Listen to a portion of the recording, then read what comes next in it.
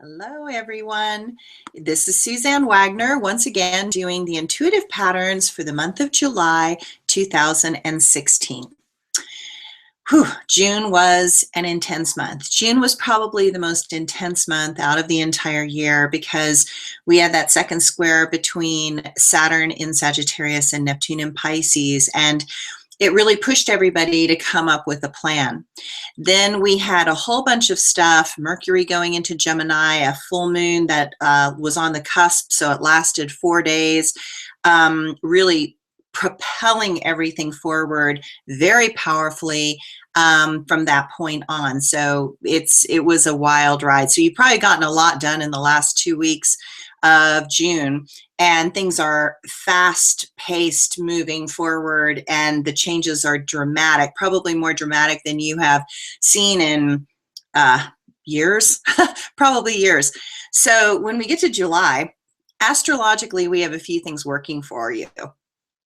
On July 7th, there is in the stars a pattern that kind of creates a mental overdrive that can cause some stubborn, negative energy to happen, but at the same time, some very deep thinking could also occur. Expect to have some challenging and intensely stuck emotions get in your way as you try to uncover truth from fiction. Try not to overreact and recognize that this might be a moment when you need to heed the call to freedom. On July 11th, there will be a lively and energetic discussion that may trigger some sudden inspirations and also some overtly honest responses. So remember to be kind as you're dealing with others. Venus is going to go into Leo on July 12th, and that is going to make things more playful and fun. Suddenly there's this light inside of you that wants to be seen, and you want to have fun, and you want to allow for exploration. It might be very interesting if you use this aspect in the sexual realms, just suggesting. Leo is a very childlike, enthusiastic sign, and Venus is obviously the goddess of love and beauty and harmony and negotiation and diplomacy. So the two together will bring out kind of your inner flirt and make things very va-va-voom during this transit in Leo. Expect things to get stirred up and excitement to be the driving force in the middle of July through till the end.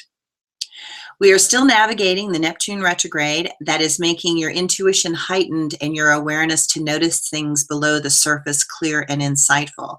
Just remember to not shove the truth as you see it under the carpet. This might make you have to pull people aside and ask underlying questions about what's really going on or what you're noticing. And this may be uncomfortable, but it is better to find out the truth than to wait too long, because when Neptune goes direct in November, hiding from the truth could come back to haunt you in some way. Now, Mercury is also going to enter Leo on July 13th, and let's just say it's going to be a great time for socializing and connecting with those you love. You're going to feel warm-hearted and generous with your words, and that special connection with others is going to be back. You will find that being with people will be very interesting because everyone is paying more attention to all the conversations. So the conversations tend to be more complex and deeper, much more real. And whenever a conversation is more real, it tends to draw you in, because when people are speaking boring conversations, they kind of, it basically fall asleep. On the 19th of July, there is a full moon in Capricorn, so expect to get pulled in two directions, and you might have a hard time making a decision. The sun is entering Leo on July 22nd, and we turn into the hottest time of the year, and there's a great deal of warmth and social interactions to be enjoyed with others. On July 29th, Mercury squares Mars, making arguments likely. And Uranus goes retrograde till late December, making all plans have to go back to the drawing board. Just be prepared that things will not go as smoothly as you had wished. At least the details will be easier to deal with and very intense, probably, but you'll have some really solid discussions that will bring clarity to some critical issues. The cards also reflect the blend of this fear and fighting that I've been talking about for the last little bit. This is a month of looking squarely at the dualities in your life. Where you want power, you need patience.